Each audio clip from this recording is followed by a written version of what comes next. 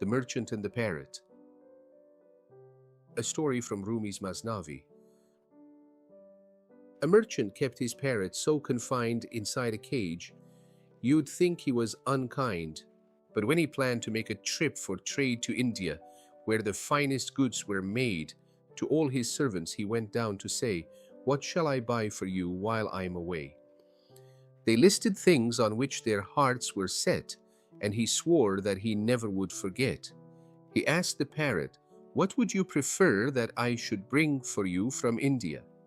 The bird said, "When you see the parrots there, please tell them all about my sad affair.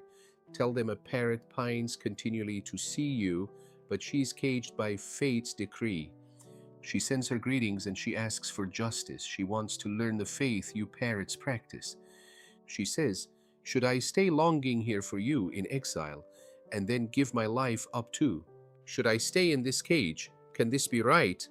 While in the woods and meadows you take flight.'" And there was once a wealthy merchant who lived in a beautiful house. He had servants, he had goods, he had carpets, gold, and many precious things from different lands. His home was full of movement. People came and went, traders visited him, servants obeyed him, guests praised his generosity. But among all the things he owned, there was one thing he loved more than the rest. It was a parrot, a beautiful parrot with a sweet voice. The bird lived in a cage, but its song filled the whole house. When the merchant felt tired, the parrot's voice refreshed him. When guests came, the bird spoke and amused them. Its words were clear, its song was delicate, and its presence gave life to the merchant's home.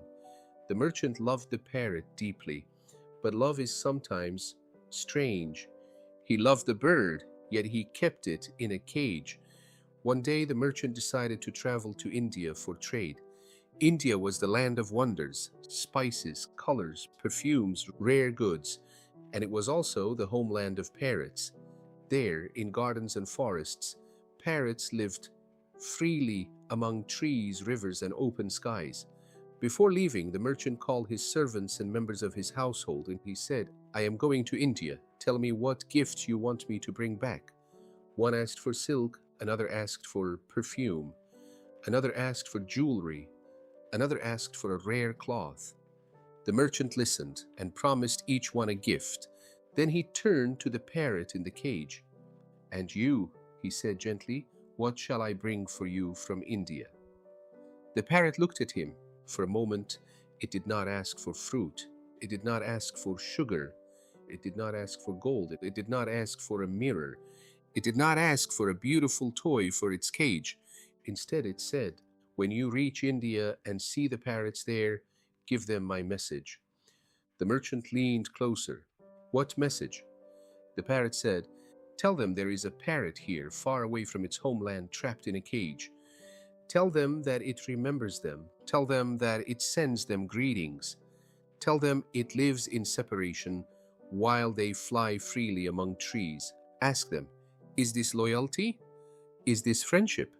Is it fair that you move from branch to branch in green gardens while I remain alone behind bars?" The merchant listened. The parrot continued, and its voice became softer. "Tell them I am still alive, but my life is like a kind of death. My body is here, but my heart is there. I sing, but my song comes from longing. I speak, but my words are born from separation." The merchant felt sadness in the bird's voice. He promised to deliver the message. Then the day of travel came. The merchant prepared his goods. He arranged his caravan, and he left his city. He crossed roads, deserts, and mountains. He passed through towns and markets. He bought and sold, and he met traders. He collected rare goods and gifts for the people of his house. At last, he reached India. One day, while passing through a beautiful open land, he saw a group of parrots in the trees. They were bright, alive, and free. Some sat on branches, some flew through the air, some called to one another. The merchant remembered his own parrot at home. He stopped beneath the trees and called out, "O parrots of India, I have come from a far country. I carry a message from one of your own." The parrots became silent. The merchant said, "There is a parrot in my home. It lives in a cage. It sends you greetings and says, "You fly freely in gardens, but I sit alone in prison. You move among trees, but I remain behind bars. You enjoy the open sky, but I live in separation. Is this the way of friendship?" The merchant had hardly finished speaking when something strange happened. One of the parrots in the tree trembled. Its body shook. Then suddenly, it fell from the branch to the ground and it lay still. It looked dead. The merchant was shocked. He stared at the bird on the ground. Fear rose inside him.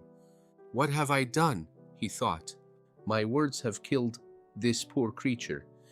I only delivered a message." But the message was too painful.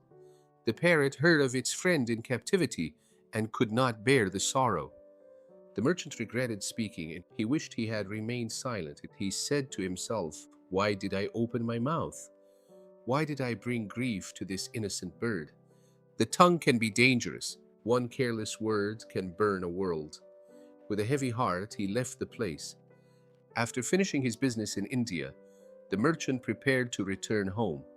He gathered the gifts he had promised: silk, perfume, cloth, spices, ornaments, and other treasures. The caravan began the long journey back, but in his heart, the merchant carried one sadness. He had to tell his parrot what had happened. When he finally reached home, everyone came to welcome him. The servants gathered around him. Each person received the gift they had asked for. There was joy in the house. Laughter returned. The rooms filled with the sounds of reunion. Then the merchant came to the parrot's cage. The parrot looked at him with eager eyes. It asked, "Did you deliver my message?"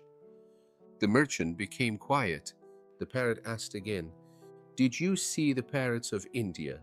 Did you tell them about me?" The merchant sighed.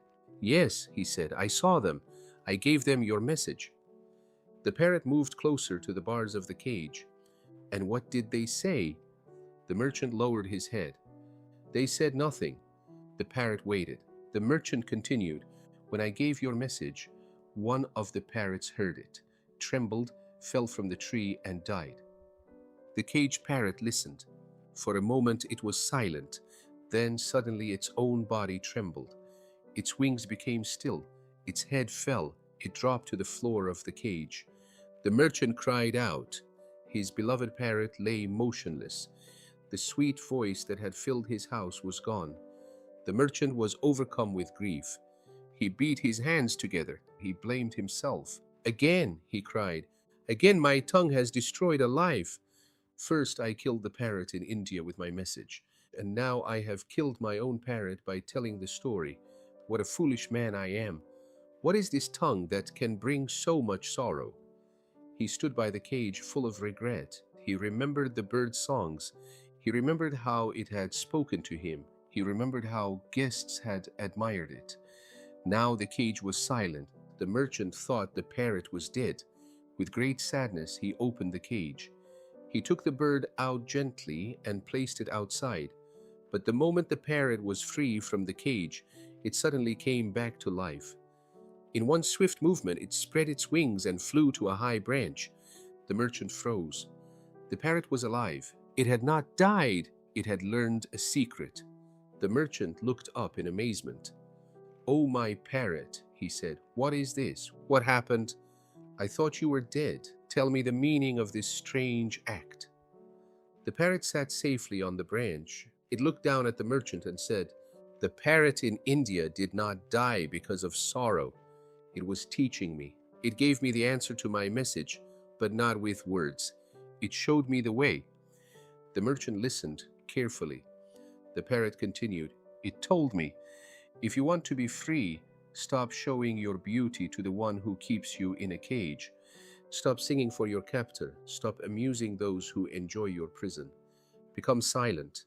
Become as one who has died. Only then will the door open." The merchant understood. The bird in India had sent a message without speaking. Its silence had been wisdom. Its fall had been instruction. Its stillness had been the key. The caged parrot had understood the lesson and followed it. By pretending to die, it escaped the cage. The merchant was filled with wonder. He said, "So, this was the secret. Your friend taught you freedom through silence." The parrot replied, "Yes. As long as I sang, you kept me. As long as I pleased you, I remained in prison. My voice became my chain, my beauty became my cage, my talent made me valuable to you. And because I was valuable, I was not free." Then the parrot prepared to fly away. The merchant felt sadness again. But this sadness was different. It was not the sadness of death. It was the sadness of release. And he said, "Must you leave me?" The parrot answered, "I must return to the open air. A bird was not created for a cage. A song was not created for walls. A soul was not created to live only for the pleasure of another."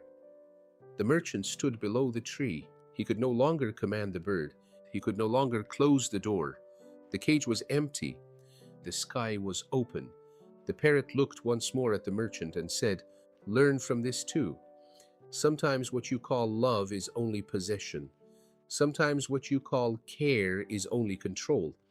And sometimes the one you love must become silent before you understand that it was never yours to keep." Then the parrot flew away. It rose into the air. It passed over the roof of the merchant's house. It passed beyond the garden and it disappeared into the wide sky. The merchant remained standing there, looking upward. Around him, the house was still full of wealth. The silk was there, the perfumes were there, the gold was there, the servants were there, but the cage was empty. And that empty cage spoke more deeply than the parrot song ever had. For Rumi, this is not only the story of a bird, it is the story of the soul. The parrot is the soul that has forgotten the sky. The cage is the world of attachment. The merchant is the part of us that loves but also wants to possess. The Indian parrot is the guide who teaches without long explanation. And death in this story is not only death of the body, it is the death of the false self, the death of vanity, the death of the need to be admired, praised, and kept. The parrot becomes free when it stops performing for the cage. This is one of Rumi's deepest lessons. Many people are prisoners of the things that make them admired. A beautiful voice can become a cage. A reputation can become a cage. A talent can become a cage. And even love can become a cage if it is mixed with ownership. The parrot's song was beautiful, but that beauty kept it trapped.